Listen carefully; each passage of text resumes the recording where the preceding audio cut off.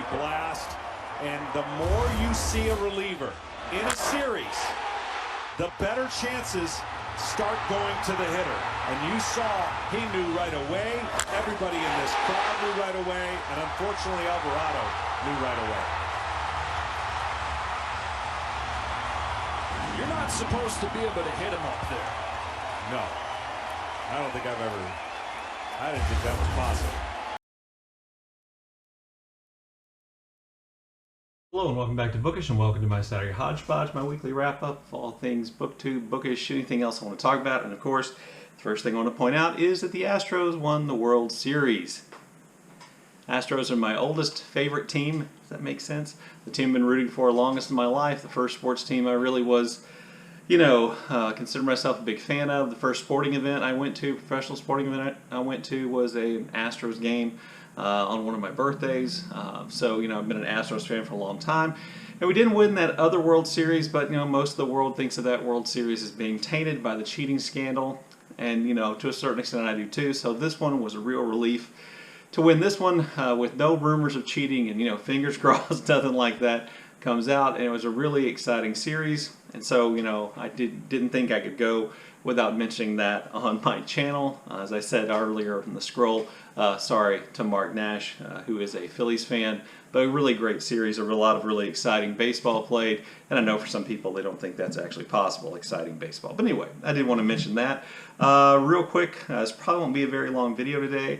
Also want to talk about what I've been reading. So November is both Skoden read-along, where we read books by indigenous authors, in my case Native Americans. It's also Nonfiction November, and I've combined those two things. So the first book I finished this month was Red Nation Rising, which is an incredibly powerful, impassioned, angry political tract, essentially outlining the history of the United States and white settler colonialism in the United States, and how it has set out to really create genocide and to kill off Native Americans, so that even Native Americans' existence is an affront to the American system. It thinks about and classifies police forces as kind of these agents of the settler colonial state and keeping Native Americans down. It focuses a lot on some not so long ago police killings of Native Americans, and the fact that Native Americans are victims of violent crime and incarcerated at higher rates than almost any other group of people in the United States. It makes connections between the way in which Native Americans are treated in the United States and African Americans and other people of color, and the way they're treated here in the United States as kind of kindred groups. And then it has a political manifesto kind of at the end for action to take to bring an end to white settler colonialism and to institute a new system, which, by the way, would also eliminate capitalism by and large, and embrace something which I'm just going to call, for the sake of brevity, a kind of socialism. It was a really impassioned, powerful read. I read this Nonfiction November. This was the one I chose for Borders, because a part of the subtitle talks about border towns in which white settler colonial settlers and indigenous Americans, Native Americans meet. Not so long ago, I made a video in which I once again badmouthed Gone with the Wind as a racist book, and a lot of people in the comment section there pointed out to me, that we have to read things like that, otherwise, we won't be fully educated on racism. I have, real kind of reservations about that idea. I'm not sure Gone with the Wind is the book we have to read to be educated about racism. But it occurred to me in reading this book that how many of those people who defend Gone with the Wind as not being racist would be willing to pick up a book like this and be open to the ideas that it has. I found it to be really compelling and really interesting.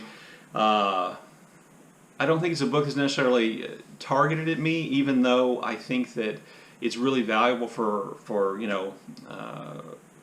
white people in the United States to read books like this and to try to kind of step back and not push our ideas or not raise our defenses against these ideas, and to listen to what's really being said and why, and to kind of try to understand the arguments. And in that case, I found it to be incredibly powerful, and I found that I agreed with large amounts of it. Just a really kind of compelling, interesting read. Kind of in a completely different direction, but I think also equally kind of promoting the idea of a revolution in thinking and getting more in line with traditional Native American thoughts, I read Braiding Sweetgrass by Robin Wall Kimmerer, which is she's a naturalist and a member of the Potawatomi Nation, Potawatomi tribe, and so she is also a Native American, and she really just writes beautifully. That's the number one thing. I'm not a big fan of nature writing because I oftentimes feel like it goes too far, its descriptions are too over the top, and I thought that her writing was just perfect. And she weaves kind of a narrative thread through the individual chapters and then ties it all together.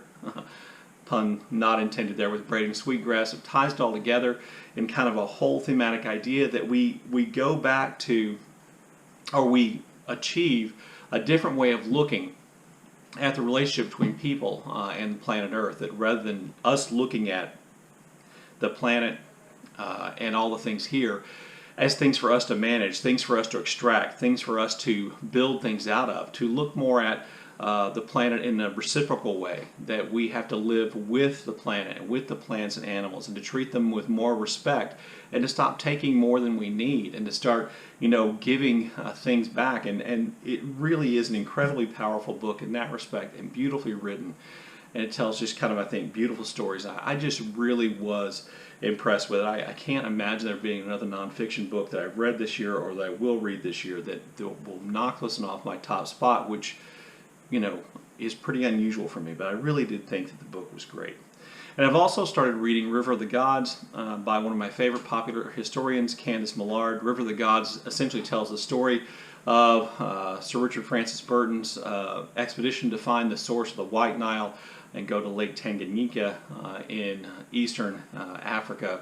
And I'm about 150 pages in. The book's about 280 pages long. So I'm not finished, so I don't have like my final thoughts on it. But one of the things I would say about Candice Millard, which I think makes her, a really one of my favorite, as I said, historians to read, is that she gets the pacing right.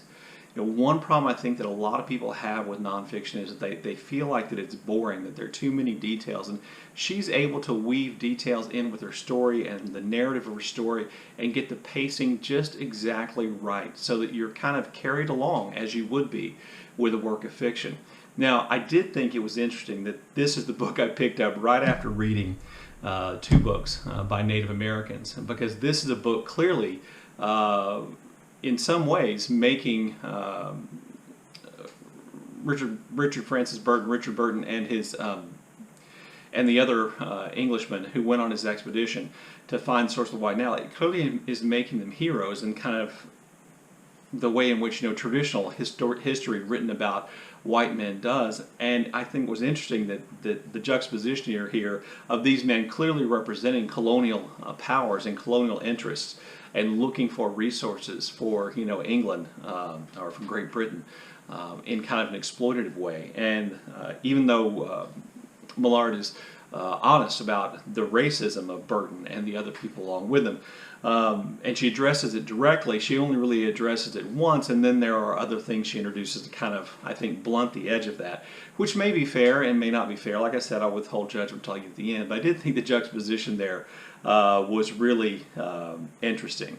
I have to tell you that I'm not sure how many people have an interest in the expedition to find the source of the Nile, or Richard Francis Burton as a historical figure. But when I was a kid and reading science fiction fantasy, I read the Riverworld series by Philip Jose Farmer, and Richard Francis Burton is one of the major characters there. And it's a fantasy or science fiction world in which the whole world lives along the banks of this great river. And so my interest kind of has to do with this book in some ways, kind of reminds me in maybe a nostalgic way of the reading I did when I was much younger, which I hope to be addressing on Tuesday in the Evolution of the Reader tag, which Alan from Big Hard Books and Classics was nice enough to tag me to do. The only thing I want to talk about today were midterm elections. Here in the United States, we had midterm elections in which we essentially elected the whole House of Representatives all over again, and 1/3 of the Senate was up for re-election, as well as I think, I want to say something like 2/3 of the governors of individual states. One thing I think might be interesting to people, or one thing might be confusing to people who don't live in the United States, is how many different layers of government we have and how they share power. And I think that shows up in election time quite a bit. one of the things that, if you follow my channel, you know my politics. One of the things that pleases me is the Democrats have lost fewer seats than they were expected to, which means that Democrats might be able to hold on to the Senate, keep the majority in the Senate, and maybe even expand it a little bit, knock on wood. And that the Republican majority in the House, which is the most likely thing to be the outcome, the Republican majority in the House might be really, really small, which would kind of blunt the effect or blunt the ability to a little bit of an extent of Republicans to prevent, Biden and Democrats from addressing really important issues like healthcare costs, like environmental costs, like living wages, all those kinds of things. Unfortunately, because we have this government divided powers, when we elect different parties to run different parts of the government, we oftentimes just end up with a stalemate, particularly as divided as politics in the United States are between the two parties. I don't have any hope that Republicans are going to even attempt to work with President Biden to get anything done. So to me, it feels like, as happy as I am, as pleased as I am with the outcome of the election, the truth of the matter is Democrats will be lucky to hold on to the Senate. They probably lost the House, and that means 2 years in which, nothing significant is likely to be done. 2 years of stalemate until we get to another presidential election, another congressional election. And that, despite my joy that the Trump forces seem to once again been rebuked by the American people, despite that, I'm not optimistic about a lot of positive changes taking place over the next 2 years. Sorry to end on that downer. I look forward to your comments in the comments section below, and as always, thank you for watching.